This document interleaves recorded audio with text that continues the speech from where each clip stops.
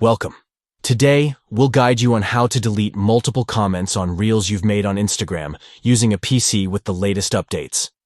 Let's go through the steps together. Step 1. Open your Instagram account on your PC to access your profile and Reels. Step 2. At the bottom left corner of the screen, click on the More icon or the three dots to reveal additional options. Step 3. Click on Your Activity from the menu to view your interactions and comments on Reels. Step 4. Navigate to the Interactions section and Comments section to see the Reels you have commented on. Click on Select to initiate the deletion process. Step 5. Select the comments you want to delete by checking the boxes next to each comment. Step 6.